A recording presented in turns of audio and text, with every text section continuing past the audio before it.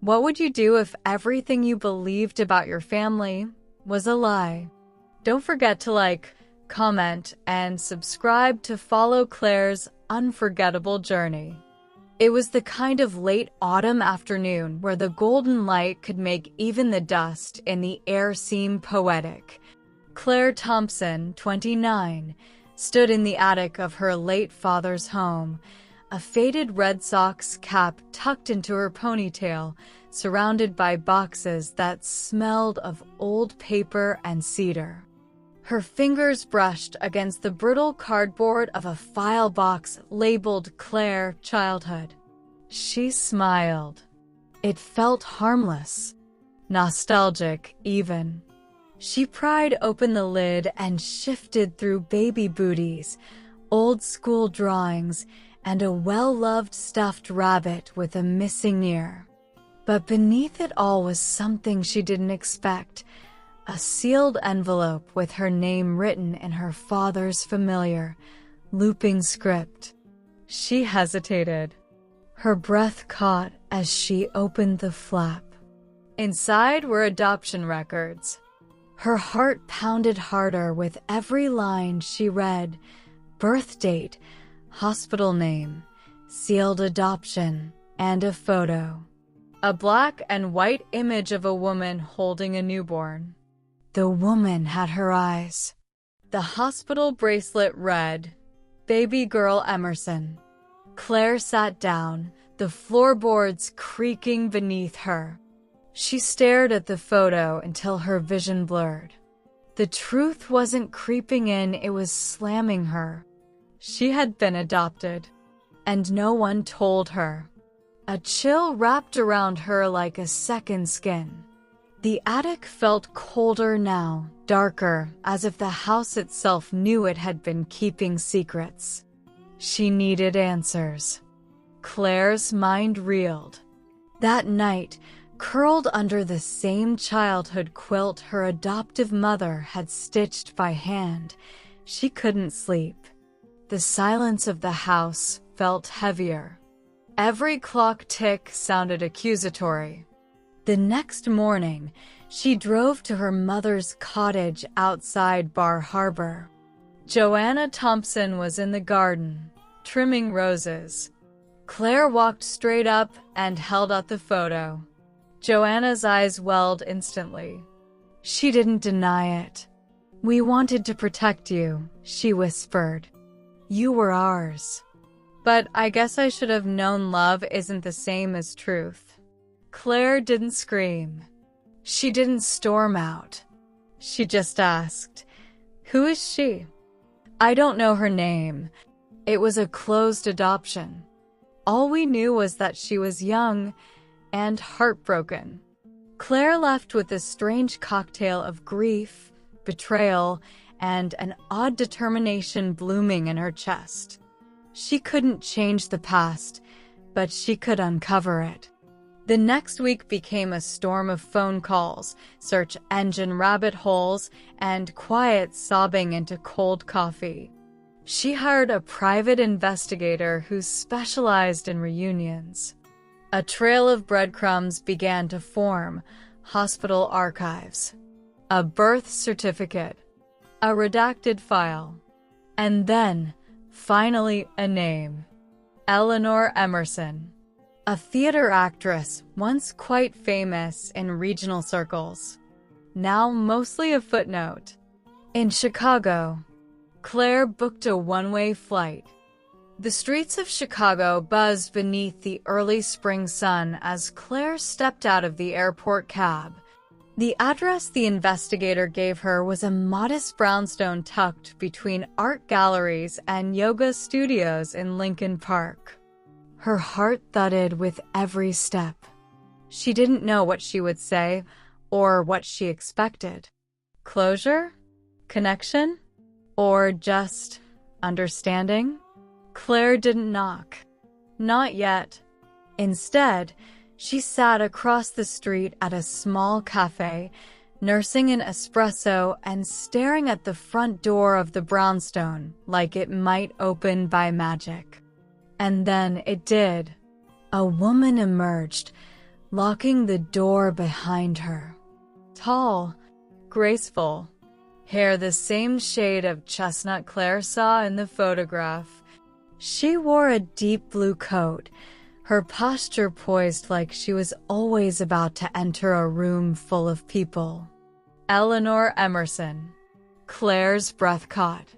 She followed from a distance, not stalking, just shadowing. Through a park, into a bookstore. Watching the way Eleanor moved, how she tilted her head when she read book jackets, how she greeted strangers with warmth. Claire wasn't sure how long she followed before she realized she was crying. This woman, this stranger, had been missing from her life the whole time. And now she was real. But how do you introduce yourself to someone who gave you away? She took out her phone and opened the investigator's message. The last line read, "She never had another child." Something tightened in Claire's chest. This woman had carried her, let her go, and never tried to find her again. And now, Claire had to decide whether she wanted to know why. The following day, Claire returned to the brownstone. This time, she didn't watch from across the street. She walked up the stone steps, stood before the old oak door, and raised her hand to knock. She paused, her breath fogged in the early spring air. Her heart thudded so loud she thought the neighbors might hear it. Then she knocked. A few moments passed before the door opened. Eleanor stood in the doorway, wearing a robe and holding a mug of tea. Her eyes, Claire's eyes, scanned the unfamiliar face. "Yes," she asked, warm but cautious. Claire took a deep breath. "My name is Claire Thompson. I believe you're my birth mother." Eleanor's expression froze. The color drained from her face, and the mug shook slightly in her hand. She stepped back instinctively, then leaned against the doorframe as though to steady herself. I think you'd better come in," she whispered. Inside, the home was filled with books, framed playbills, and the faint scent of lavender. Claire sat on a leather armchair while Eleanor paced in slow circles, processing. "I always wondered if this would happen," Eleanor said, almost to herself. "But I never imagined what I'd say." Claire stayed quiet. Eleanor finally sat across from her. "How did you find me?" Claire pulled the photo from her coat pocket, the one from the attic. "This, and some help." Eleanor reached for the image with trembling fingers. She stared at it for a long time, tears gathering. "I was 19, she said. "A freshman in a conservatory in New York.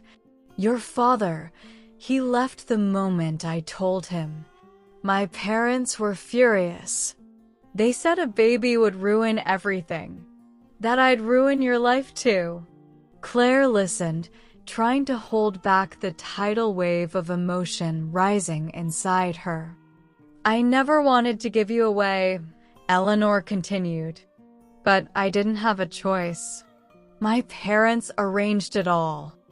I wasn't even allowed to hold you after you were born. Just that one photo." She touched the image gently. "I carried this with me for years. Then I locked it in a drawer. Because it hurt too much." Claire swallowed hard. "Why didn't you try to find me?" Eleanor looked up. Her voice cracked. "I thought you'd hate me. Or worse, that you'd be better off not knowing me." Silence lingered. Then Claire whispered, "I don't know what I feel. Everything is loud inside my head." "I don't expect forgiveness," Eleanor said. "But I hope you'll let me explain. Or at least, get to know you." Claire nodded slowly. "Maybe. I don't know." But I think I need to know where I come from before I know where I'm going. Outside, the wind picked up. But inside the brownstone, two women sat in the rawness of reunion, tentative, trembling, but finally face to face. The following week was a blur of emotions neither Claire nor Eleanor had prepared for. They agreed to meet every afternoon at the brownstone, sharing coffee and stories, tentative and fragile, like walking across ice that hadn't fully frozen. Claire found herself noticing all the little things. Eleanor's laugh, which sounded hauntingly like her own. The way she tilted her head when thinking. Her penchant for classical music and the scent of chamomile tea steeping in a ceramic pot. But each day also brought tension. Claire's questions grew sharper. Did you ever think about coming to find me? Even once. I thought about it every day, Eleanor replied. But I was afraid. Of rejection. Of the damage I might cause. Claire's face tightened. So you chose silence. I chose what I thought would hurt you less. Sometimes Eleanor said the right thing.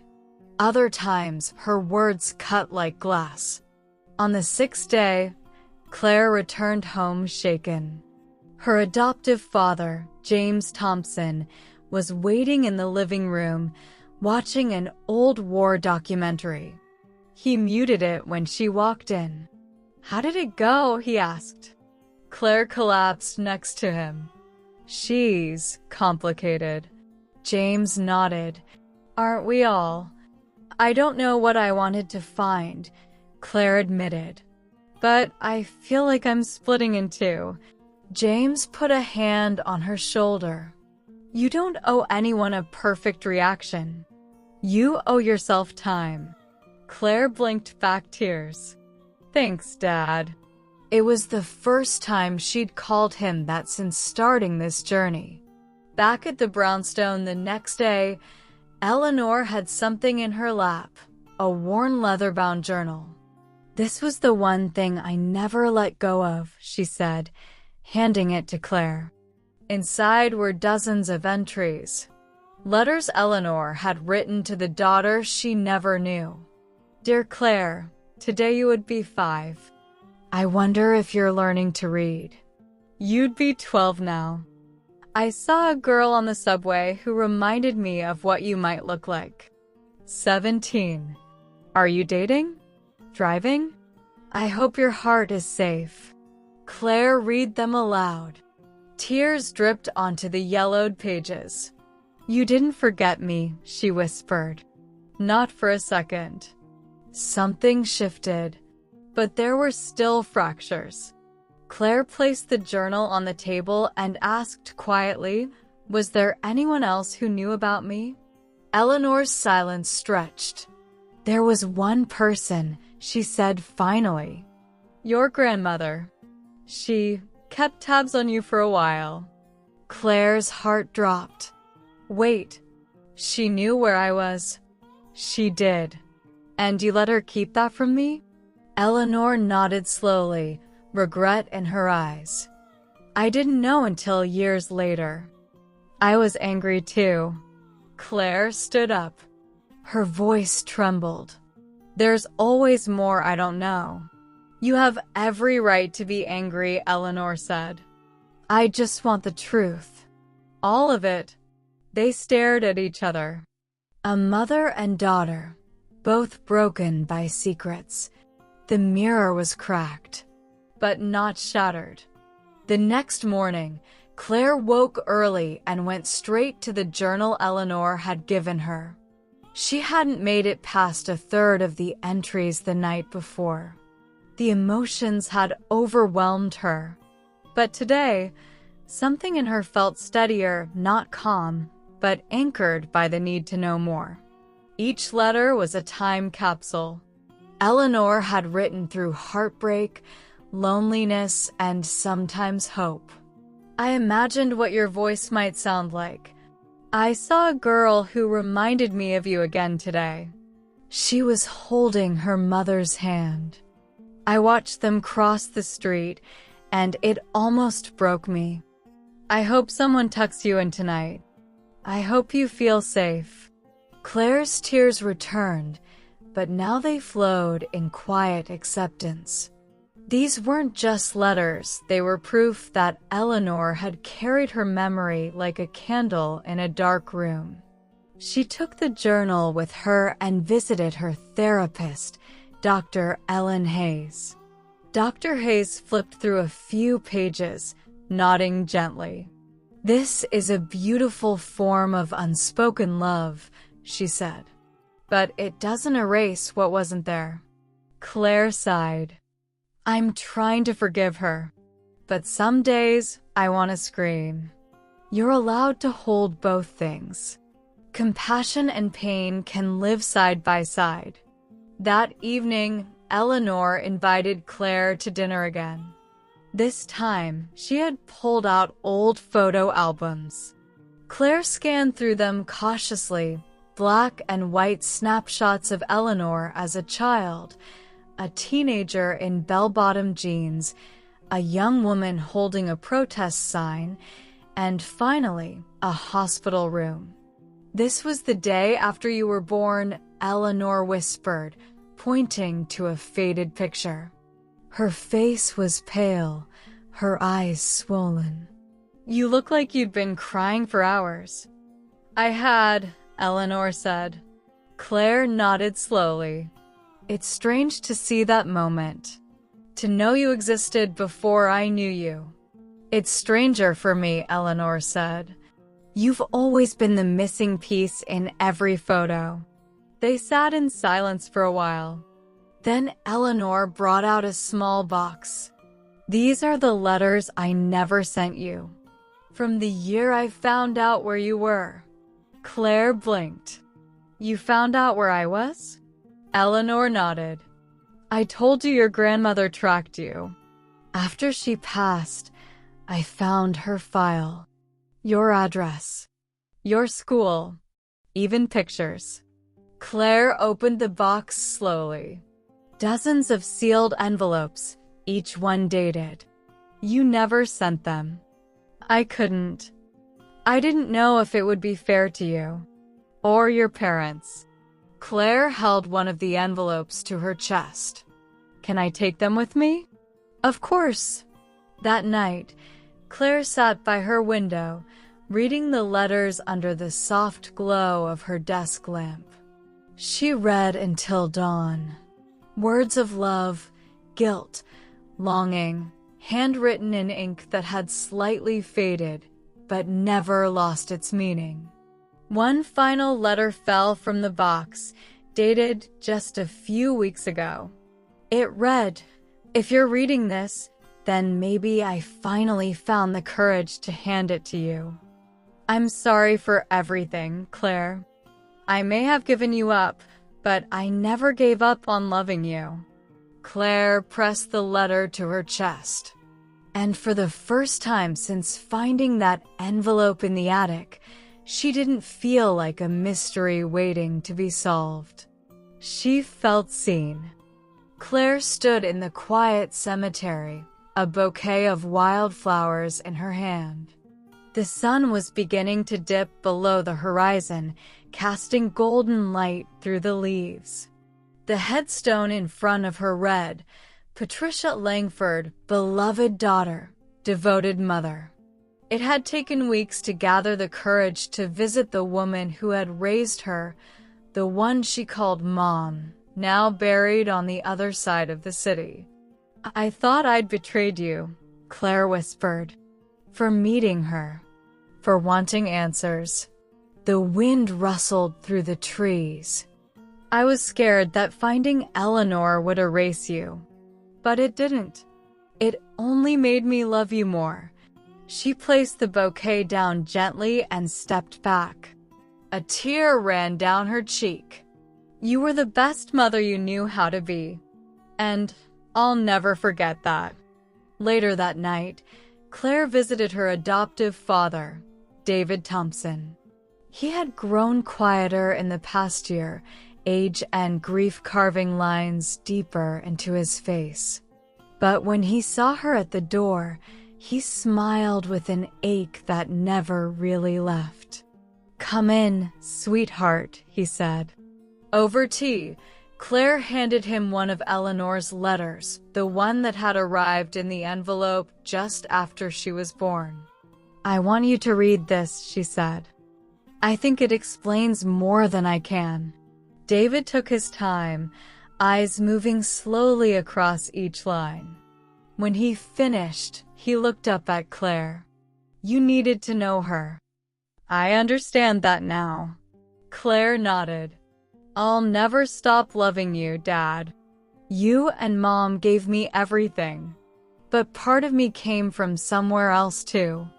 David held her hand across the table. "Then I hope that part brings you peace." Days passed. Claire and Eleanor began meeting regularly, sometimes over lunch, sometimes with photo albums, sometimes in silence. There was no perfect reconciliation, no magic day where the past healed overnight.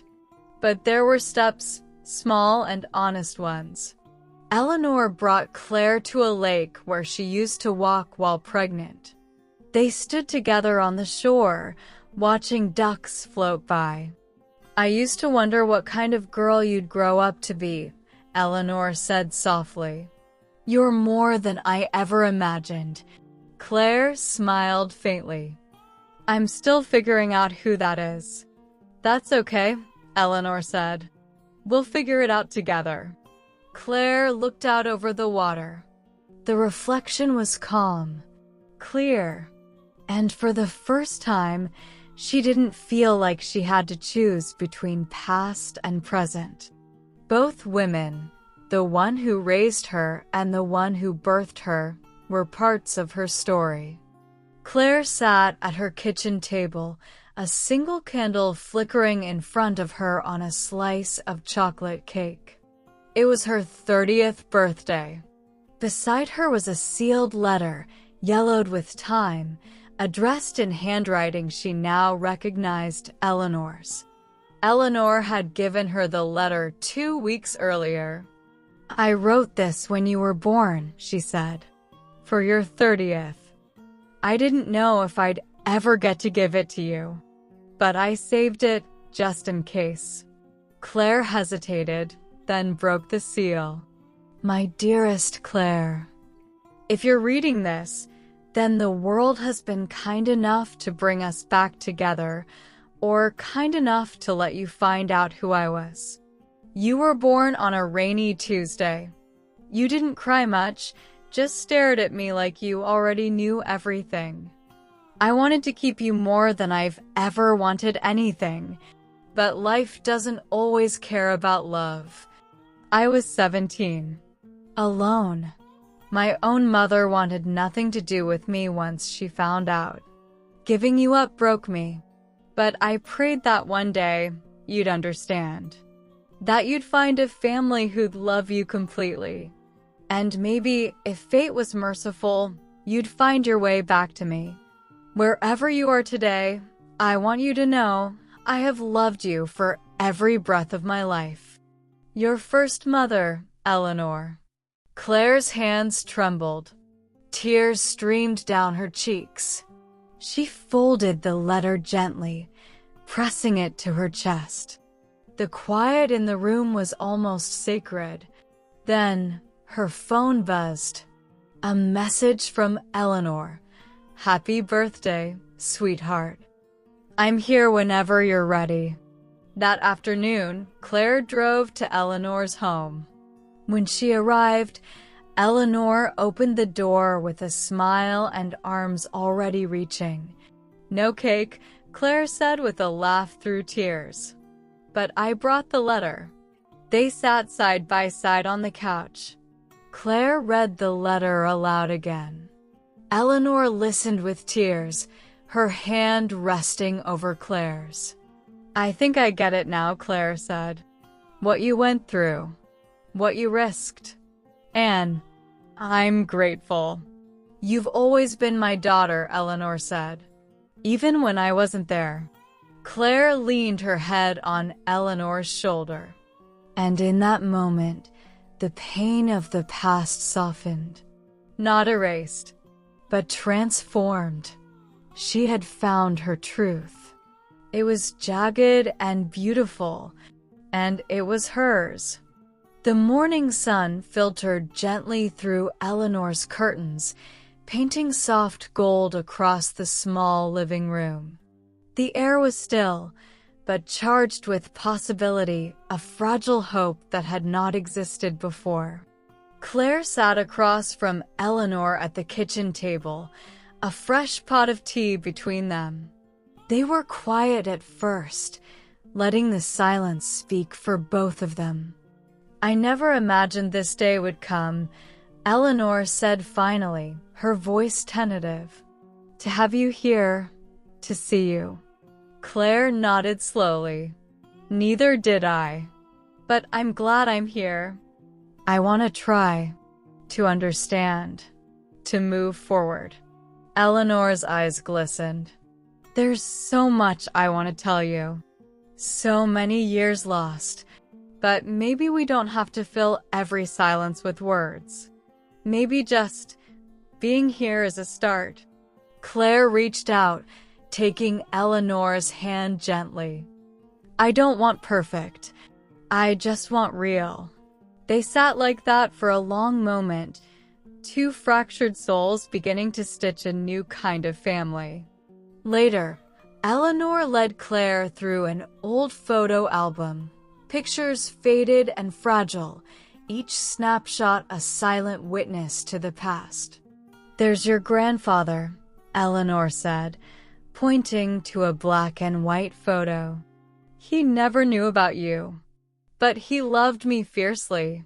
Claire traced a finger over a photo of a younger Eleanor, radiant yet shadowed by hardship. You were so young. I was scared, Eleanor admitted, but I made choices, some I regret, others I hope led me here to you. The weight of those words hung between them, an unspoken apology, a promise, a beginning.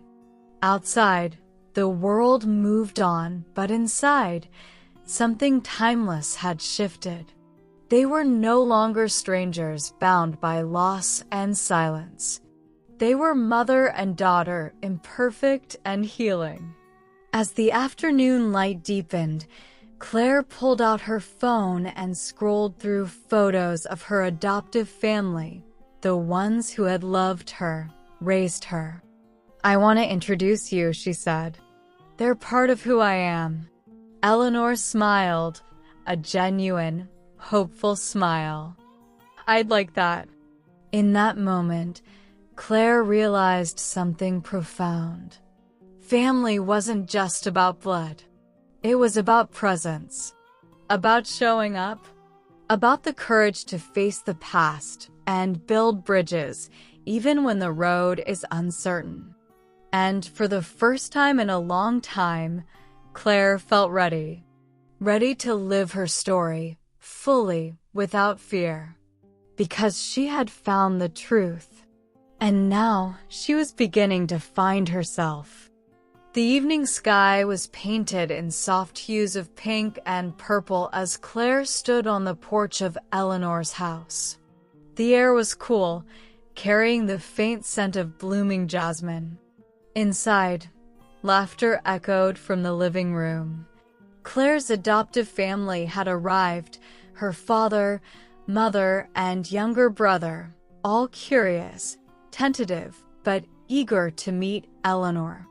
She watched Eleanor greet them with nervous warmth, the same warmth Claire had hoped for all these years. Her heart swelled with something she hadn't expected, peace. Sitting beside Eleanor, Claire felt the years of unanswered questions and shattered illusions settle into a quiet acceptance. Her past, once a heavy burden, had transformed into a bridge, connecting not only two women but entire families. Later, As the night deepened, Claire stepped outside. She pulled her jacket tighter against the cool breeze and looked up at the stars, countless, steady, and eternal. A text buzzed on her phone. It was from Eleanor. "Thank you for today. For your courage. For your heart. This is just the beginning."